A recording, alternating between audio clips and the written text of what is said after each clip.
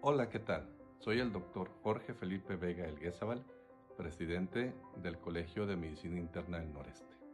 En esta ocasión, quiero invitarte a que acudas al quinto encuentro internacional del Colegio de Medicina Interna del Noreste a efectuarse en la ciudad de Monterrey, Nuevo León.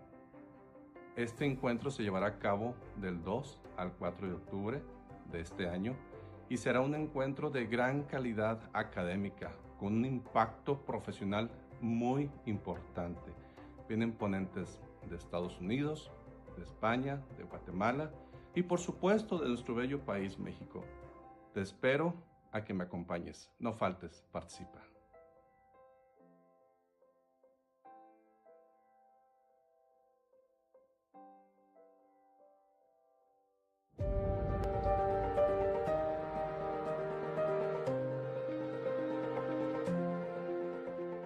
La Jardines de la Luz, segunda vocal, y los recibe en esta nueva sesión que corresponde a los casos clínicos de los residentes. En esta ocasión, en Argentina nos están mandando el caso clínico que están leyendo y sin más preámbulo les voy a presentar a los residentes participantes en esta ocasión. La doctora Florencia Lofeudo, médica, Universidad Favaloro, residente de tercer año de Clínica Médica, Hospital Pedro Fiorito, Avellaneda, Argentina. Al doctor Tomás Busques, médico, Universidad Favaloro, residente de primer año de Clínica Médica, Hospital Pedro Fiorito, Avellaneda, Argentina. Y al doctor Alejandro Ordóñez, médico, Universidad de Buenos Aires, residente de cuarto año de Clínica Médica, Hospital Pedro Fiorito, Avellaneda, Argentina. Auxiliar docente de semiología, Universidad Favaloro, auxiliar docente de semiología y medicina interna, UVA. Les agradecemos su participación y estaremos atentos a todas sus preguntas. Asimismo, también les hago mención de nuestra donataria de este mes, que son la Casa de Muñecas Tiresanas S.A. Ellas nos iniciarán con esta transmisión presentándonos sus necesidades y su misión. Adelante, por favor. Mi actividad como activista ya como lo fuerte, ¿no? Lo visible, pues empezó en el 2016. Pues enfrenté procesos, ¿no? De violencia, discriminación en los espacios de procuración de justicia. Y en ese sentido, pues me di cuenta que pues, no le importamos a la sociedad ni a las instituciones, ¿no? Entonces decidí alzar la voz para visibilizar tanto los transfeminicidios. Pues yo ya venía brindando acompañamiento sobre VIH a personas trabajadoras sexuales, donde pues dábamos un acompañamiento integral para poder tener adherencia al tratamiento. Mi nombre es Luisa Martínez Galdames, soy beneficiaria de la Casa Tiresa. Tengo apenas 10 meses estando aquí en esta organización. Siento orgullo de pertenecer a ella, ya que aquí se me han dado unas oportunidades como nadie más me los ha podido dar. Bueno, también tenemos un proyecto en la penitenciaría de Santa Marta donde estamos brindando una alfabetización jurídica, litigios para personas trans y personas que viven con VIH. También llevamos actividades culturales, artísticas, deportivas y de adicciones. Pues la intención de Casa de las Muñecas es abrir una sede en cada estado. Ahorita estamos trabajando ya en Veracruz, en Acapulco, en Nayarit, en Morelos, Estado de México y Ciudad de México, donde ya existe pues personas que se están formando como estructura para empezar a dar y brindar los acompañamientos y las atenciones que brindamos aquí mismo.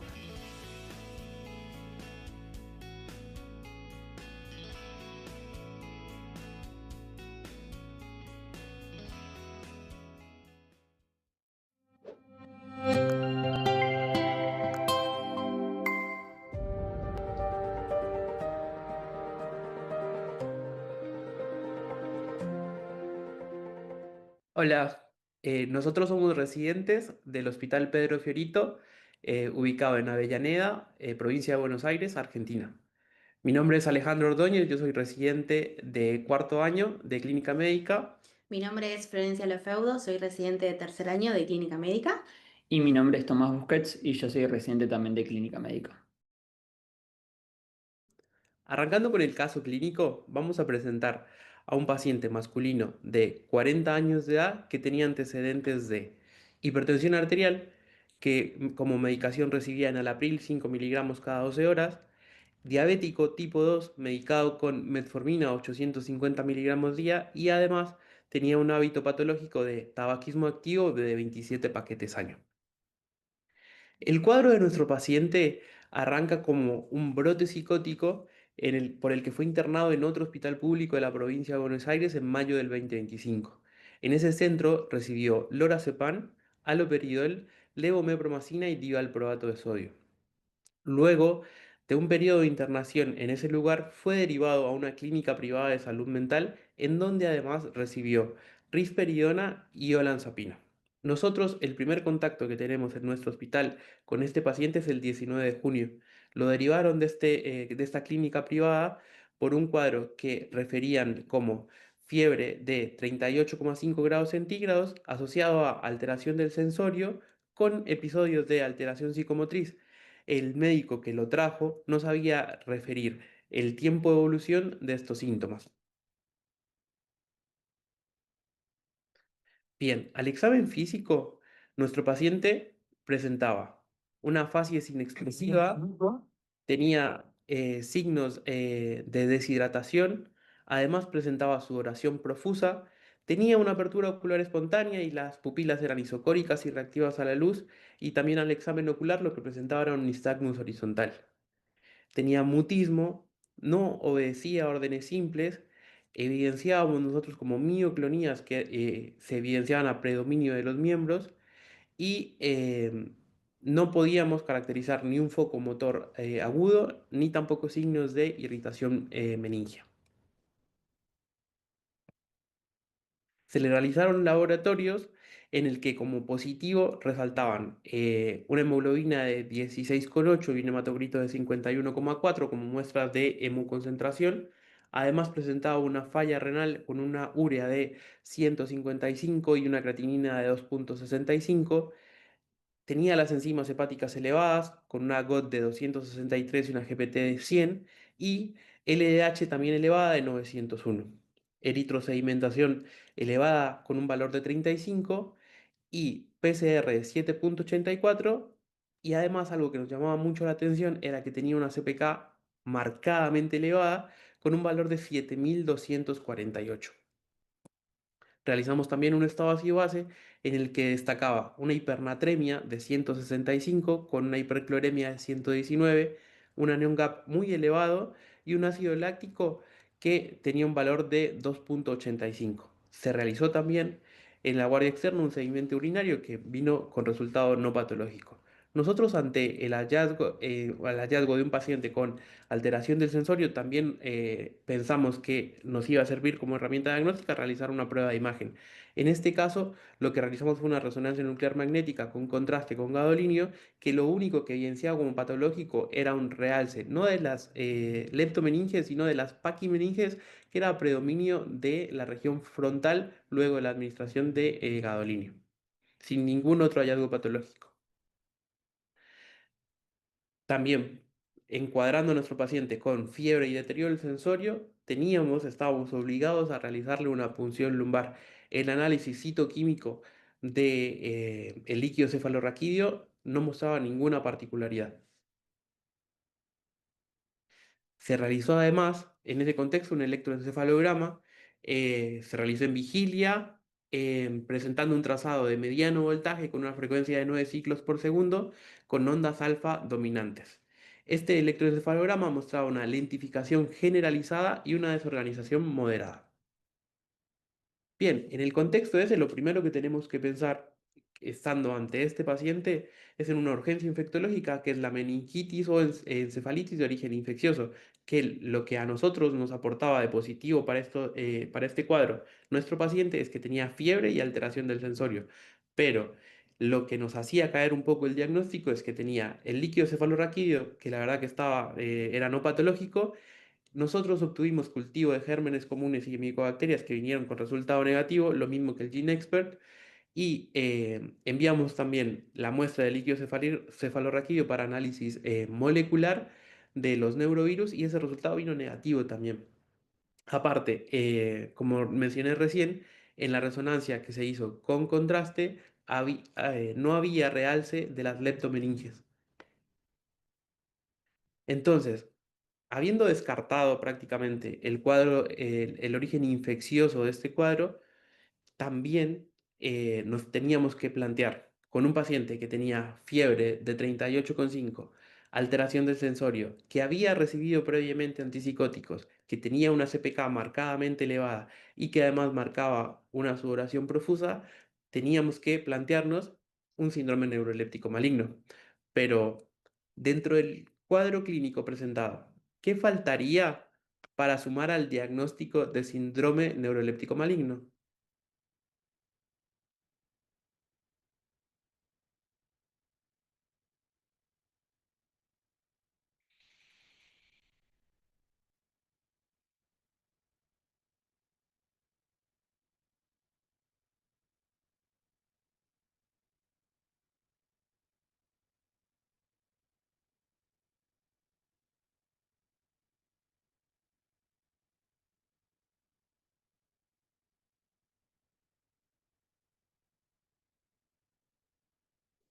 Bien, lo que nuestro paciente no presentaba era rigidez, que la rigidez muscular es un hallazgo muy frecuente en el síndrome neuroléptico maligno y suele presentarse de forma generalizada y a menudo es extrema.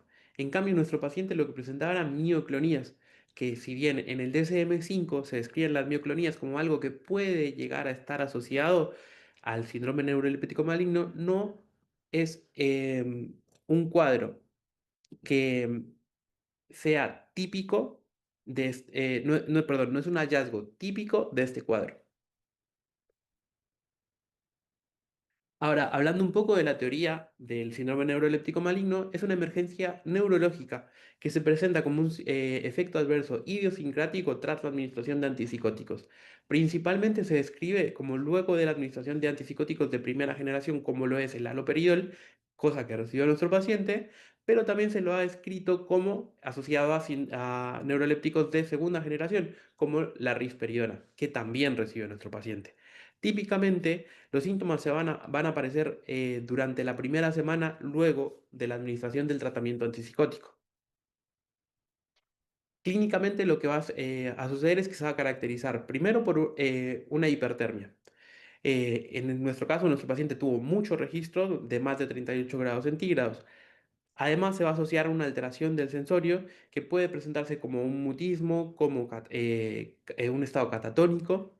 Y al examen físico puede presentar diaforesis, agitación, taquicardia, además asociarse a midriasis. Va a haber una inestabilidad autonómica que a menudo se puede presentar como una crisis hipertensiva que después varía hacia hipotensivo con una regulación de la autonómica bastante difícil de manejar. Los ruidos hidroaéreos van a estar aumentados, puede tener también diarrea, se puede presentar con hiperreflexia que va a ser más marcada en las extremidades inferiores, se puede ver asociado a clonus y también a temblor. Con respecto al laboratorio, los hallazgos más comunes van a ser leucocitosis, acidosis metabólica con GAP aumentado, una CPK marcadamente elevada que se describe generalmente como mayor a 1000 y alteraciones hidroelectrolíticas, que nuestro paciente, por ejemplo, lo que tenía era una hipernatremia de 165. También vemos valores alterados de la función renal, como lo tenía también nuestro paciente, que en el caso del síndrome neuroléptico maligno se pueden deber a deshidratación por el aumento de las pérdidas insensibles que provoca la sudoración profusa y el temblor generalizado, y además puede ser de origen renal por rhabdomiólisis, que la rhabdomiólisis la podemos evidenciar en el examen de laboratorio en un sedimento urinario por mioglobinuria. Bien, nosotros ante la sospecha de un síndrome neuroléptico maligno, lo que hicimos fue instaurar un tratamiento, que el tratamiento básicamente consiste en retirar los antipsicóticos y generar medidas de sostén. Para el caso de nuestro paciente es la corrección de la hipernatremia, el manejo de la falla renal y el descenso de la temperatura. Ahora, ¿Cuál de las siguientes características no sumaría a favor del diagnóstico diferencial de síndrome neuroeléptico maligno? A. Fiebre persistente más allá de 2 semanas luego de haber interrumpido la administración del neuroeléptico. B. Administración previa de neuroeléptico. C. Deterioro del sensorio. D. Una CPK elevada.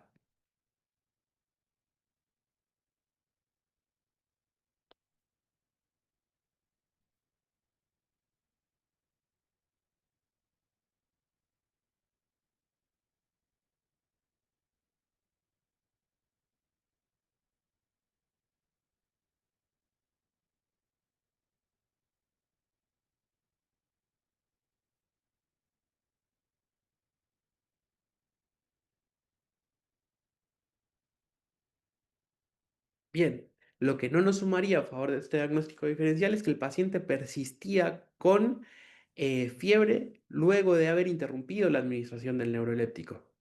Entonces, ante este cuadro, nosotros nos teníamos que plantear que, descartado la meningitis o encefalitis de origen infeccioso y más o menos descartado el síndrome neuroléptico maligno, nos teníamos que plantear unos nuevos diagnósticos diferenciales. El paciente, luego de 3 días de haber retirado los antipsicóticos, persistía febril. Entonces, hubo una reunión de todo el servicio en un Ateneo y surgieron otros dos posibles diagnósticos diferenciales, que son la enfermedad de Creutzfeldt-Jakob y la encefalitis autoinmune. Ante la rápida progresión del paciente y las manifestaciones clínicas y ante los dos diagnósticos diferenciales que nos encontramos, decidimos realizar una segunda punción donde las cuales la mandamos a un hospital público de Capital Federal. Una fue mandada para la toma de la proteína 14-T3 y la otra para anticuerpos de encefalitis autoinmune. Bueno, como mencionó mi compañero, uno de los diagnósticos diferenciales es la enfermedad por priones. Esta se trata de una enfermedad neurodegenerativa con una progresión bastante rápida. La fisiopatología de esta enfermedad se trata sobre el bloqueo de la neurotransmisión, ya que los priones lo que hacen es interactuar con los canales iónicos. Esto causa inflamación y lo que genera es la autofagocitosis, produciendo la lesión característica de espongiforme, que es lo que se visualiza en la anatomía patológica. Para realizar el diagnóstico, la confirmación del diagnóstico se va a realizar con la necropsia, tomando una muestra de la anatomía patológica e inmunohistoquímica. Después lo que contamos es con un posible o un probable diagnóstico de la enfermedad y para esto vamos a utilizar lo que son criterios clínicos y dos test diagnósticos, al menos dos, que es por un lado la resonancia magnética y por el otro lado va a ser el electroencefalograma. Bien, dentro de los criterios clínicos vamos a encontrar lo que es la demencia, que en este caso el paciente sí lo contaba. Vamos a tener lo que es el amutismo asinético, que también el paciente contaba. Y manifestaciones visuales, que el paciente no contaba. Y por el otro lado, que son manifestaciones piramidales y extrapiramidales, que el paciente contaba con mioclonías. Por el otro lado, contamos también con los test diagnósticos que, por un lado, está lo que es el electroencefalograma, que había dado ondas de lentificación, y la resonancia magnética, que si bien nuestro paciente no contaba con ningún hallazgo patológico per se, algo característico en esta patología es el realce a nivel del putamen y del caudado, o al menos en dos campos de forma bilateral, que en nuestro paciente tiene una resonancia sí que era normal, y que este realce se ve tanto en FLAIR como en difusión. La pregunta que traemos es, ¿cuál es el hallazgo característico en la resonancia de la encefalitis por priones? A. Restricción de difusión en ganglios de la base. B. Atrofia cortical parietotemporal. C. Atrofia asimétrica en el lóbulo frontal. D. Lesiones en sustancia blanca.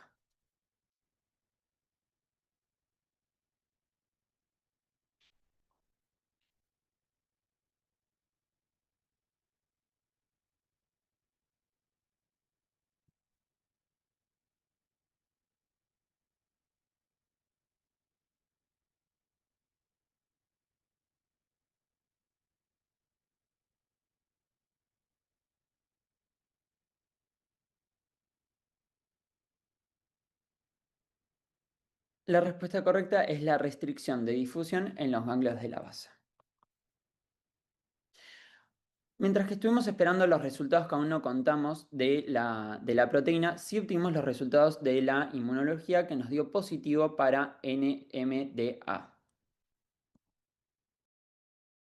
Bien, frente a que recibimos el anticuerpo positivo, nos encontramos frente a un cuadro de una encefalitis autoinmune, por lo que iniciamos tratamiento con 3 pulsos de 1 gramo de metilprednisolona y como el paciente no tuvo buena respuesta, rotamos a rituximab en 2 oportunidades. A grandes rasgos, la encefalitis autoinmune se define como la inflamación del cerebro causada por el sistema inmunitario atacando el tejido cerebral. Existen varios tipos de encefalitis autoinmune, incluyendo síndromes asociados con anticuerpos contra proteínas de superficie celular, sinápticas e intracelulares.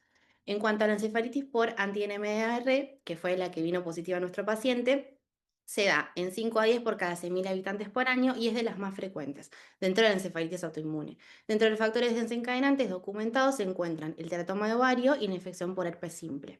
Es importante en estos casos, cuando hacemos diagnóstico de encefalitis autoinmune, descartar una neoplasia primaria, ya que suele presentarse como un síndrome paraneoplásico.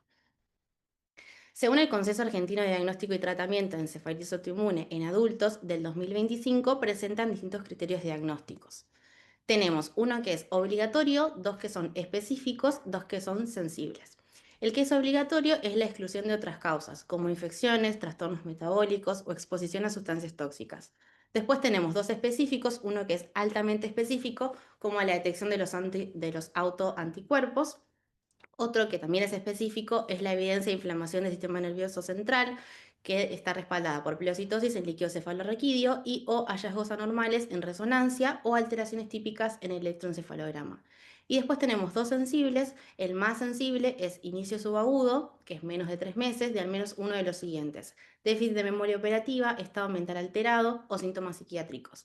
El otro que también es sensible son nuevos hallazgos focales en el sistema nervioso central, como crisis epilépticas en paciente que no se conocía, trastornos del movimiento o disfunción autonómica. La encefalitis autoinmune también puede diagnosticarse basándose en criterios clínicos, incluso en ausencia de detección de los autoanticuerpos. Esto resalta la importancia de reconocer los patrones clínicos típicos junto a la evidencia de la inflamación del sistema nervioso central, fundamentalmente en las etapas iniciales de la enfermedad.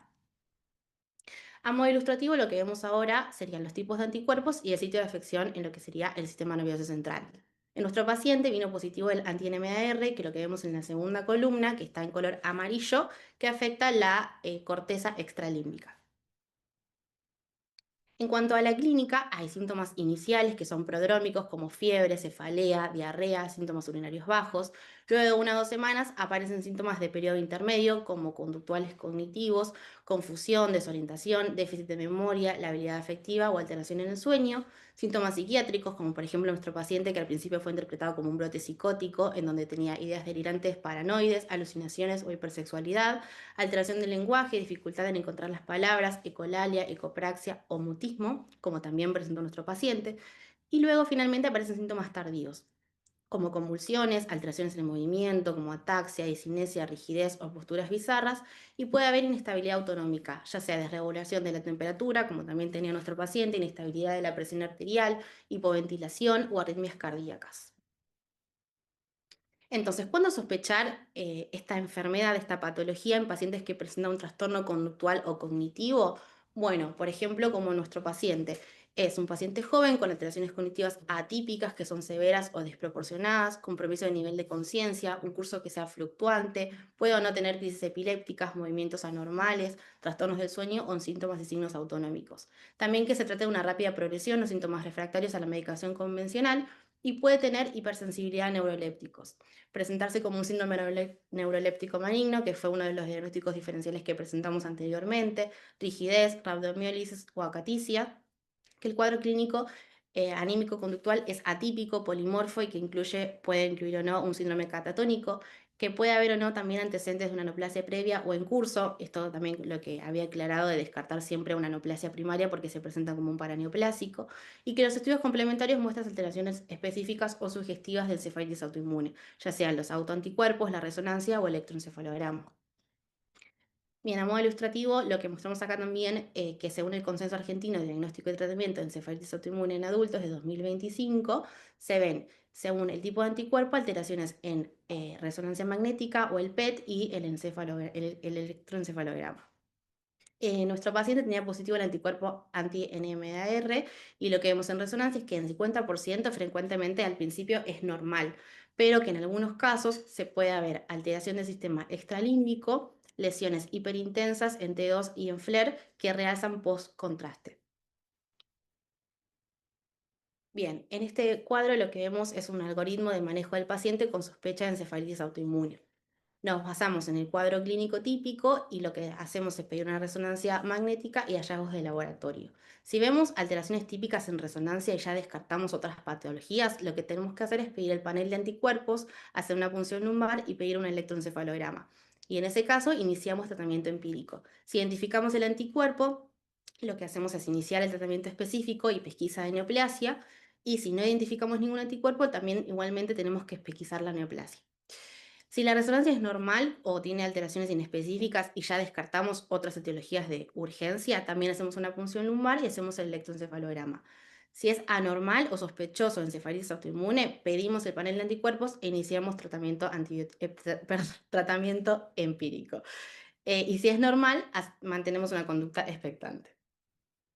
En cuanto al tratamiento, hay formas severas y formas no severas. Las severas generalmente requieren el ingreso a terapia intensiva y lo que hacemos es pulsos de metilprednisolona de 1 gramo de 3 a 7 días y considerar sumar plasmaféresis o inmunoglobulina endovenosa.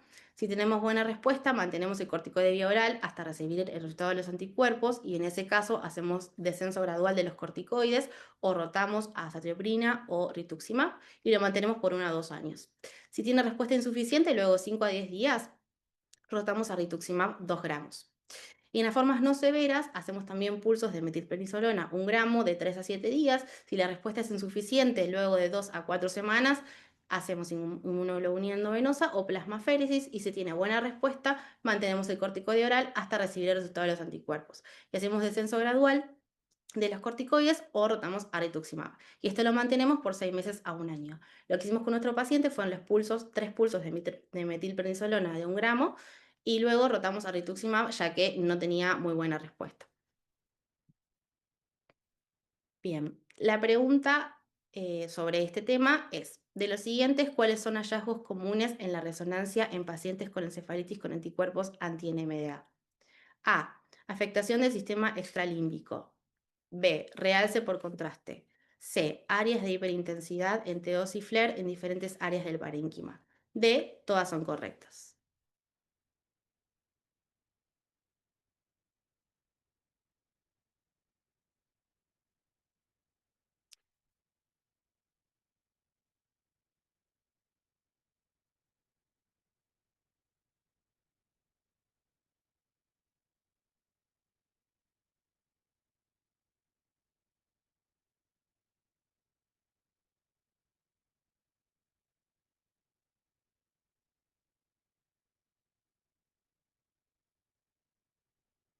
La respuesta es, todas son correctas. Como mencioné anteriormente, se observa afectación del sistema extralímbico con áreas de hiperintensidad en T2 y FLAIR y que realzan por contraste. Nosotros, en este caso, lo que queríamos destacar es el equipo que tenemos en nuestro servicio. Es un equipo multidisciplinario en que contamos con médicos de muchas especialidades que la discusión dentro de nuestro servicio nos sirvió para poder llegar a un diagnóstico certero y muy pronto de la patología que tenía nuestro paciente. Es por esto que actualmente nuestro paciente evoluciona de forma favorable, recuperando paulatinamente prácticamente toda su funcionalidad. Se continúa su estudio por consultores externos para determinar si esta encefalitis se originó como secundario a otro proceso. Muchas gracias por la oportunidad de poder participar en estas sesiones de residentes mensuales de la Sociedad de Medicina Interna de México y muchas gracias.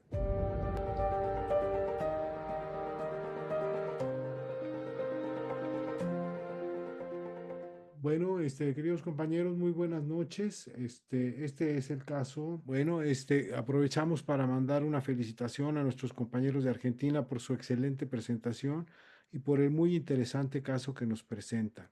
Como se comentó previamente en el chat, eh, está diseñado como la presentación de un caso clínico cerrado. No estaba prevista que hubiera una discusión abierta, aunque sí, por supuesto, ellos nos compartieron una presentación que permitía la interacción a través de las preguntas que ellos formularon, pero no vamos a tener propiamente un espacio para preguntas y comentarios finales. Por este motivo, me permití mandarles un mensaje en el chat para que cualquiera de los que presenciaron la sesión y tengan alguna duda, alguna pregunta en concreta, qué hacer a los presentadores, por favor, dejen su comentario o pregunta en el chat con su contacto para que eventualmente podamos contactar a los residentes que presentaron la sesión y puedan responder sus inquietudes o sus dudas o puedan recibir sus comentarios a la presentación del caso. Dicho esto, vamos a proceder con el cierre de la sesión. Les habla el doctor Moisés Casarrubia Ramírez, secretario suplente de actividades académicas del colegio. Tuvimos más de 702 asistentes el día de hoy. Fue una sesión con una asistencia muy nutrida y estamos muy contentos porque estos intentos de colaboración a través de los diferentes sociedades y colegios hermanos de medicina interna en Latinoamérica representan un gran esfuerzo tanto de quienes presentan como de quienes coordinan las colaboraciones y nos da mucho gusto que aún con las limitaciones que a veces hay con las presentaciones cerradas, tengamos esta comunicación, esta interacción y esta colaboración entre los diferentes grupos de internistas de Latinoamérica. Es para mí un placer dar por terminada la sesión. Les mando un afectuoso saludo de parte del doctor Ramón Barrera y de toda la mesa directiva del colegio y nos vemos la próxima semana. Muchas gracias por su asistencia.